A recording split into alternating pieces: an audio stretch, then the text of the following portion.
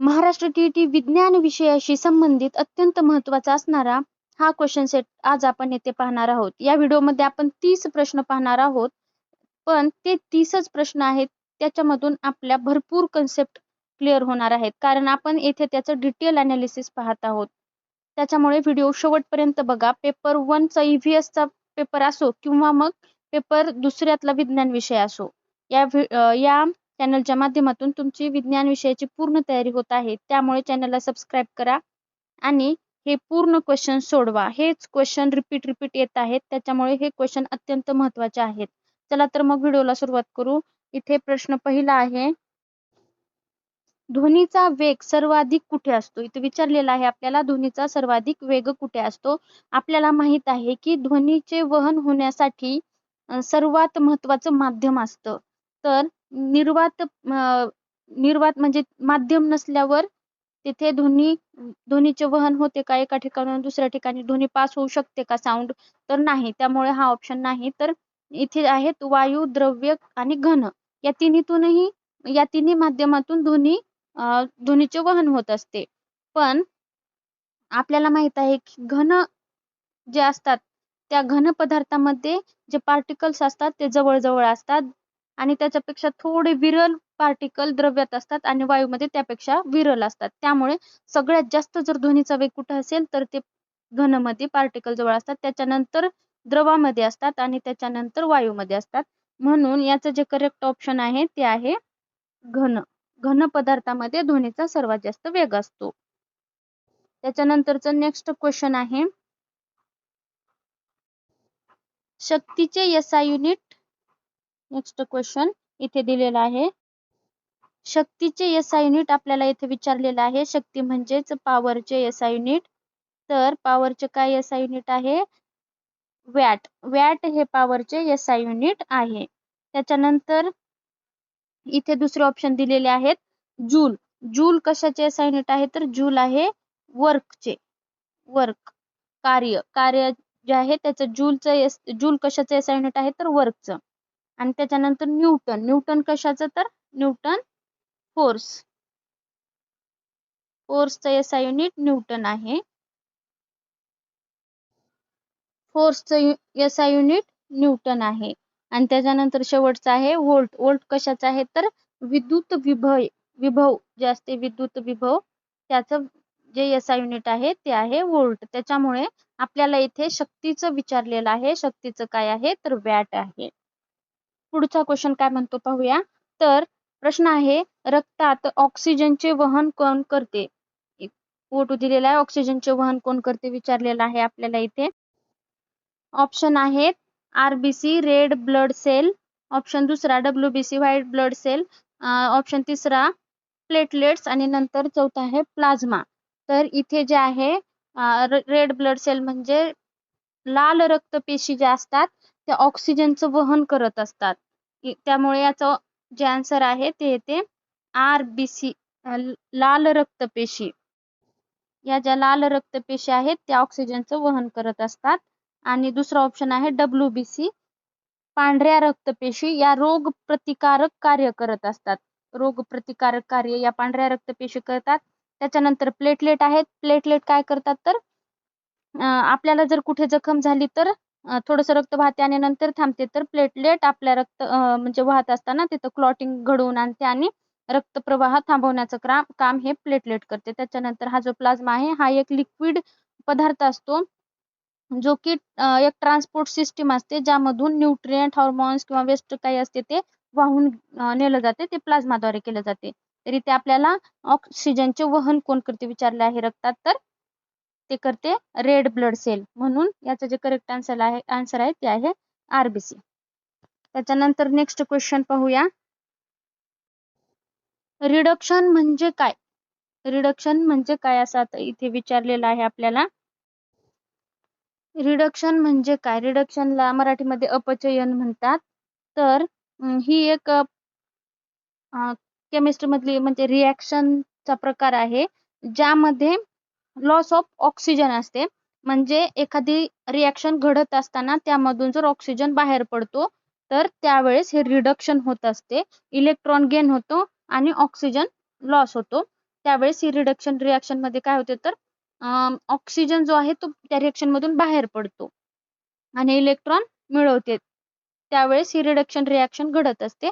म्हणून reduction reaction म्हणजे O2 गमावणे, oxygen गमावणे, हे म्हणजे रिडक्शन रिॲक्शन आहे. म्हणून या प्रश्नाचं उत्तर जे आहे ते ऑप्शन क्रमांक बी आहे. त्याच्यानंतर नेक्स्ट क्वेश्चन पाहूया. अनुवंशिकतेचे जनक कोण आहेत असं आपल्याला इथे विचारलेलं आहे. ऑप्शन आहे Darwin, Mendel, Newton, Einstein.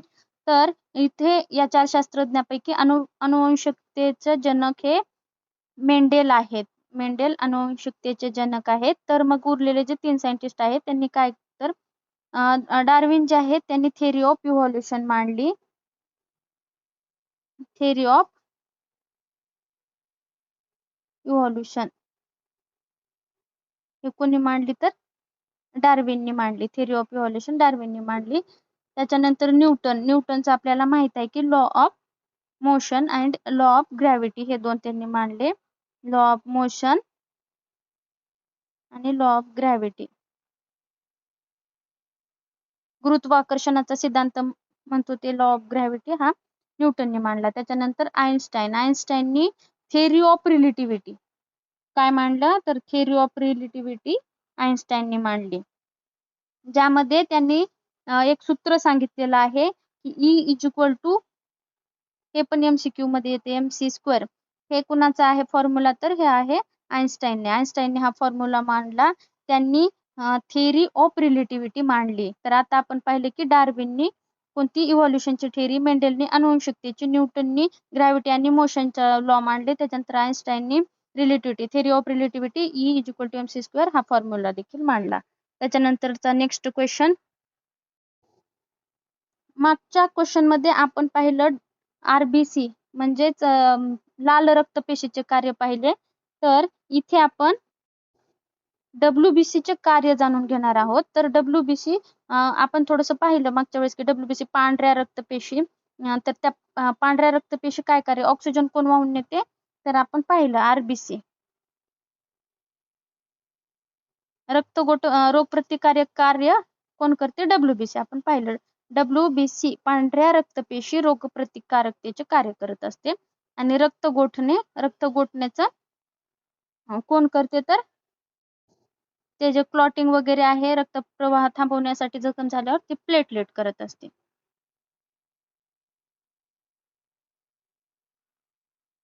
Platelets. त्याच्यानंतर ऊर्जा देण्याचे प्रथिने वगैरे कार्य करते. त्याच्यामुळे या क्वेश्चनचा आन्सर WBC चे कार्य काय आहे, रोगप्रतिकारक कार्य करते WBC. त्याच्यानंतरचा नेक्स्ट क्वेश्चन आहे रक्त गोठवण्यात कोण मदत करते. आताच आपण पाहिलं रक्त गोठवण्यामध्ये प्लेटलेट करते. तर हे सगळ्याचं एक्सप्लेनेशन आपण अगोदर पाहिलं आहे. तर इथे आपल्याला रक्त गोठवण्याबद्दल क्वेश्चन विचारला आहे. तर प्लेटलेट रक्त गोठवण्याचं कार्य करते. त्याच्यानंतर नेक्स्ट क्वेश्चन. इथे आपल्याला डीएनएचा लॉंग फॉर्म विचारलेला आहे. तर डीएनएचा लॉंग फॉर्म काय आहे, डीऑक्सिरायबोन्यूक्लिक ऍसिड. डीएनए म्हणजेच डीऑक्सिरायबोन्यूक्लिक ऍसिड. त्याच्यानंतर एटीपी वगैरे त्याचं पण विचारू शकतात. ॲडिनोसाइन ट्रायफॉस्फेट एटीपीचा आहे. तर असेच हे डीएनएचं EVSच्या पेपर 1 मध्ये परिसर अभ्यास त्यामध्ये मागच्या वेळेस विचारलेला होता, म्हणजे प्रिव्हियस इयर च्या क्वेश्चन मध्ये पाहायला गेलं तर. त्याच्यानंतर नेक्स्ट क्वेश्चन पाहूया.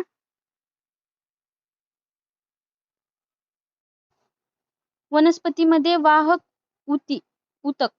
ऊतक विचारलेला आहे. म्हणजे वॅस्क्युलर टिश्यू म्हणतो आपण त्याला. वॅस्क्युलर वनस्पतीमध्ये अन्न असो किंवा मग पाणी, खनिज वगैरे असो, त्याचे एका टोकाकडून दुसऱ्या, म्हणजे पाणी, वनस्पती आपल्याला माहित आहे की रूट कडून पाणी घेतात. मग ते पुन्हा सगळीकडे कोण प्रवाहित करते, काय असते तिथे तर हे झायलम आणि फ्लोएम हे जे टिश्यू आहेत ते. हे तर ऑप्शन काही नाही, हे म्हणजे RBC वगैरे हे ऑप्शन चुकीचे आहेत. तर झायलम अँड फ्लोएम हे जे टिश्यू आहेत, वॅस्क्युलर टिश्यू, ते वनस्पतीमध्ये वाहक ऊती आहेत. तर याच्यामध्ये झायलम आणि फ्लोएम याच्यापैकी कोण पाणी आणि खनिजेचं ट्रान्सपोर्ट करते आणि कोण फूडचं करते. तर झायलम जे आहेत ते पाणी आणि खनिजे, वॉटर वगैरे वहन करते कोण, झायलम. आणि फ्लोएम जे आहे ते फूडचं करते. हे पण महत्वाचं आहे की झायलम वॉटरचं आणि खनिजाचं, पाणी आणि खनिज फ्लोएम फूडचं. तर झायलम जे आहे ते फक्त वन डायरेक्शन म्हणजे रूट कडून फक्त पाणी वर घेऊन जाण्याचं कार्य करते आणि फ्लोएम जे आहे ते बाय डायरेक्शनल म्हणजे ते वरी अन्न घेऊन जाते पुन्हा खाली पण असं येते. आपण एक ऍडिशनल पॉईंट जो आहे तो लक्षात ठेवायचा आहे. त्यानंतर नेक्स्ट क्वेश्चन पाहूया. इथे आपल्याला विचारलेलं आहे कोणती प्रक्रिया anaerobic आहे. तर anaerobic प्रोसेस कशी असते, तर ज्या प्रोसेसमध्ये O2 लागत नाही, ऑक्सिजनची गरज भासत नाही, अशा प्रोसेसला anaerobic म्हणतात. तर इथे ऑप्शन आहेत श्वसन, फर्मेंटेशन, पुन्हा डायजेशन, पचन वगैरे किंवा सर्क्युलेशन.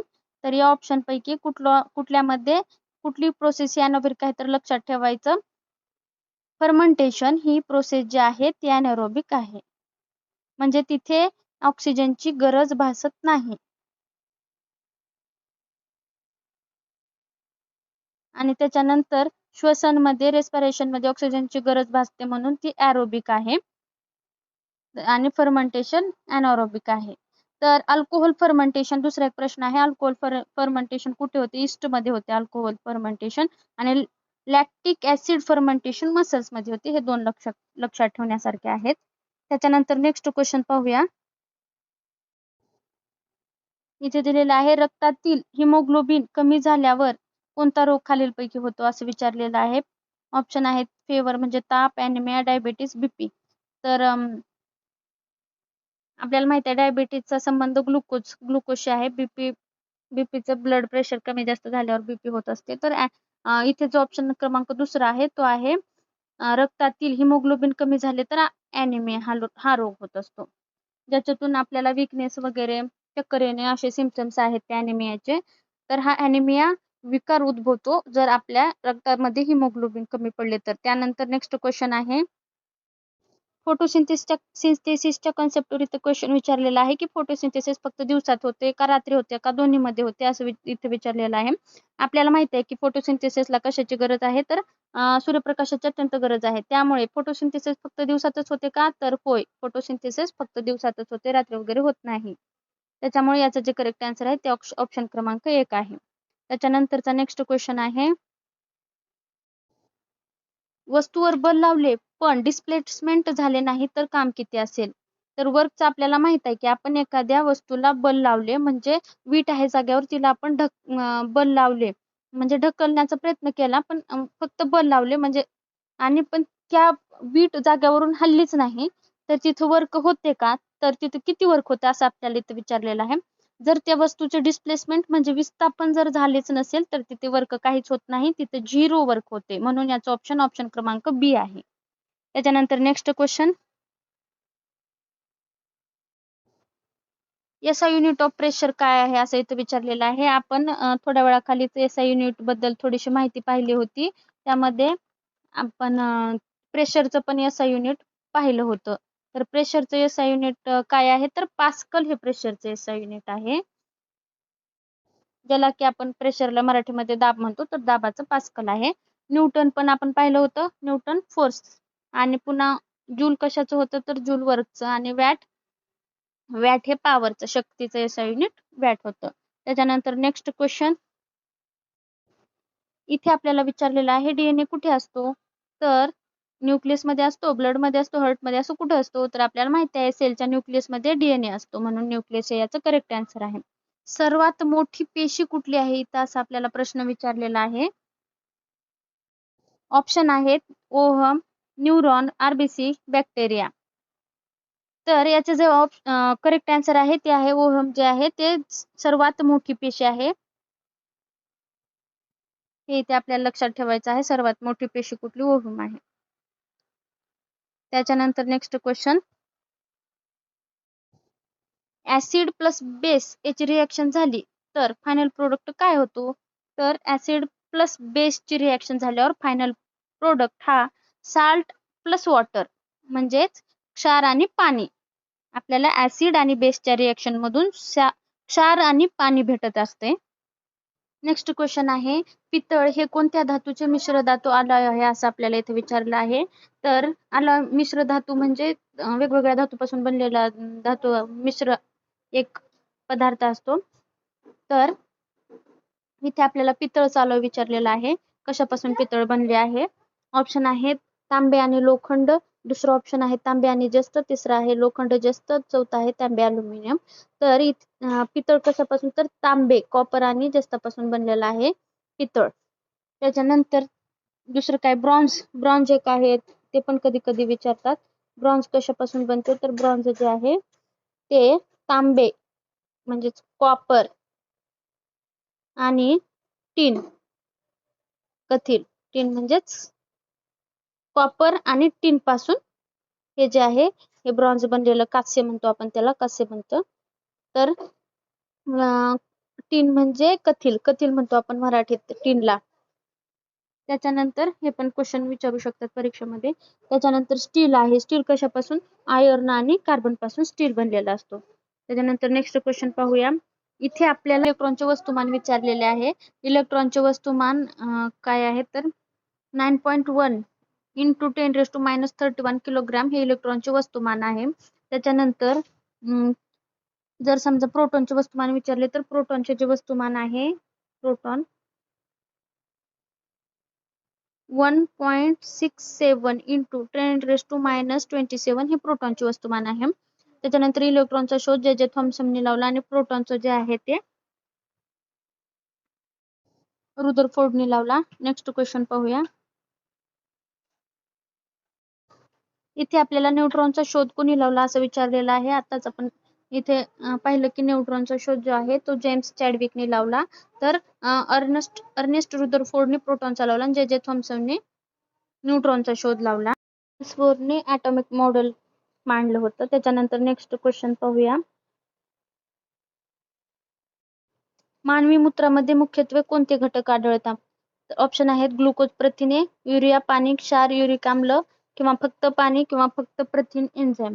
तर मानवी जे मूत्र असते, युरिन, तर त्यामध्ये पाणी सर्वात पाणी आणि हे युरिया सगळ्यात मेन वेस्ट असते जे की मानवी मूत्राद्वारे बाहेर पडत असते. त्याच्यानंतर क्षार आणि युरिक आम्ल हे जे आहे ते चारही बाहेर पडतात. त्याच्यामुळे हे ऑप्शन करेक्ट आहे. ऑप्शन क्रमांक बी हे या प्रश्नाचं करेक्ट आन्सर आहे. त्याच्यानंतरचा प्रश्न आहे, खालीलपैकी कोणत्या प्रकारच्या बंधामध्ये इलेक्ट्रॉन्सचे शेअरिंग होत असते, समाईकरण होत असते? इथे आपल्याला इलेक्ट्रॉनच्या शेअरिंग बद्दल विचारलेलं आहे. ऑप्शन आहेत आयनिक बंध, सहसंयोजी बंध, धातू बंध आणि हायड्रोजन बंध. तर इलेक्ट्रॉनचे जे शेअरिंग आहे तिथे फक्त म्हणजे दोन असे इलेक्ट्रॉन आहेत तर ते फक्त एकमेकांना शेअर करतात. तो जो बॉन्ड आहे तो आहे कोव्हॅलंट बॉन्ड, सहसंयोजी. आणि आयनिक बॉन्ड मध्ये कसं होतं ते हा इलेक्ट्रॉन आणि हा इलेक्ट्रॉन शेअर करत नाही, डायरेक्ट एकमेकाला देवाणघेवाण करतात, तो आहे आयनिक बंध. त्याच्यानंतर सगळ्यात वीक बॉन्ड विचारला तर हायड्रोजन हा बॉन्ड जो आहे तो सगळ्यात वीक बॉन्ड आहे असं आपण इथे म्हणू शकतो. त्याच्यानंतर तर त्यामुळे या प्रश्नाचं जे उत्तर आहे ते आहे सगळ्यात शेअरिंग कुठे होते, तर हे जे कोव्हॅलंट बॉन्ड आहे तिथे शेअरिंग होत असते. त्याच्यानंतर नेक्स्ट क्वेश्चन आहे, इथे आपल्याला मायटोकॉन्ड्रियाचा शोध कोणी लावला असं विचारलेलं आहे. ऑप्शन आहेत रॉबर्ट हुक, अँटनी व्हॅन लीeuwenhoek आणि रिचर्ड अल्टमन. तर रॉबर्ट हुक जे आहे त्यांनी सेलचा शोध लावला आणि अँटनी व्हॅन लीeuwenhoek यांनी जे आहे ते बॅक्टेरिया पहिल्यांदा पाहिला, मायक्रो ऑर्गॅनिझमचा शोध त्यांना सगळ्यात अगोदर बॅक्टेरिया वगैरे त्यांनी मायक्रोस्कोप खाली पाहिला. त्याच्यानंतर रिचर्ड अल्टमन जे आहेत त्यांनी मायटोकॉन्ड्रियाचा शोध लावला. त्याच्यामुळे याचं जे करेक्ट ऑप्शन आहे ते आहे रिचर्ड अल्टमन. त्याच्यानंतर नेक्स्ट क्वेश्चन आहे, कोशिकेचे ऊर्जाग्रह powerhouse of the cell कोणाला म्हणलेला आहे? आपल्याला माहित आहे कोशिकेचे ऊर्जाग्रह मायटोकॉन्ड्रिया आहे. Powerhouse of the cell कुठला आहे, तर मायटोकॉन्ड्रिया हे powerhouse of the cell आहे. त्याच्यानंतर नेक्स्ट क्वेश्चन, जे जड पाण्याचे इथं आपल्याला सूत्र विचारलेलं आहे. तर साध्या पाण्याचे H2O आहे, तर भारी पाण्याचे म्हणजे जड पाण्याचे काय आहे, तर D2O. D2O हे फॉर्म्युला भारी पाण्याचा आहे, जड पाण्याचा. तर ड्यूटेरियम ऑक्सिजन जे आहे इथं डी म्हणजे ड्यूटेरियम आणि भारी पाण्याचा इथे फॉर्म्युला दिलेला आहे. त्याच्यानंतर नेक्स्ट क्वेश्चन आहे, रेडिओ कार्बन डेटिंग कोणत्यासाठी वापरतात? खालील जे प्रोसेस दिलेले आहेत तर रेडिओ कार्बन डेटिंग कशासाठी वापरलात असं विचारलेलं. सजीव अवशेष म्हणजे एखादा औषध सापडलं तर त्याचं वय वगैरे जाणून घेण्यासाठी रेडिओ कार्बन डेटिंग ही प्रोसेस वापरली जाते. त्याच्यानंतर नेक्स्ट क्वेश्चन आहे EVS मध्ये विचारलेला पेपर 1 मध्ये विचारलेला हा क्वेश्चन, नवजात बाळामध्ये किती हाडे असतात? ऑप्शन आहे 206, 300, 150 किंवा 100. तर नवजात बाळामध्ये 300 हाडे असतात आणि अडल्ट मध्ये 206 हाडे असतात. त्याच्यानंतर नेक्स्ट क्वेश्चन आहे विटॅमिन सी चे रासायनिक नाव काय आहे? ऑप्शन आहेत रेटिनॉल, अस्कॉर्बिक ऍसिड, कॅल्सिफ्युरॉल आणि थायमिन. तर रेटिनॉल हे जे आहे ते व्हिटॅमिन ए चे नाव आहे. त्याच्यानंतर अस्कॉर्बिक ऍसिड जे आहे ते व्हिटॅमिन सी चे नाव आहे. त्याच्यानंतर कॅल्सिफर हे डी चे नाव आहे आणि थायमिन बी चे नाव आहे, B1 चे. तर असं आहेत या विटॅमिनचे हे रासायनिक नावे इथे दिलेले आहेत. तर इथे आपल्याला विटॅमिन सी विचारले आहेत म्हणून ऑप्शन क्रमांक बी अस्कॉर्बिक ऍसिड हे याचं करेक्ट आन्सर आहे. त्यानंतरचा नेक्स्ट क्वेश्चन आहे लाळे मध्ये म्हणजे सलाइवा मध्ये कोणते एन्झाईम आढळते? पेप्सिन, ट्रायप्सिन, अमायलेज आणि लायपेज. तर लाळेमध्ये जे आहे ते अमायलेज हे एन्झाईम आढळते. त्याच्यामुळे याचं जे करेक्ट आन्सर आहे ते ऑप्शन क्रमांक सी लाळेमध्ये अमायलेज आढळते. त्याच्यानंतर नेक्स्ट क्वेश्चन आहे पांढरे सोने व्हाईट गोल्ड कोणाला म्हणतात? ऑप्शन आहे चांदी, प्लॅटिनियम, ॲल्युमिनियम, स्टील. तर पांढरे सोने जे आहे ते प्लॅटिनियमला म्हणतात. त्याच्यामुळे या प्रश्नाचं ऑप्शन जे करेक्ट आन्सर आहे ते आहे ऑप्शन बी. तर विद्यार्थी मित्रांनो आतापर्यंत आपण 30 क्वेश्चन अत्यंत महत्त्वाचे 30 क्वेश्चन या व्हिडिओमध्ये पाहिले आहेत आणि अशाच माहितीपूर्ण नवनवीन व्हिडिओसाठी आणि विज्ञान विषयाच्या परिपूर्ण तयारीसाठी आपल्या चॅनलला सबस्क्राईब करा. Thank you so much.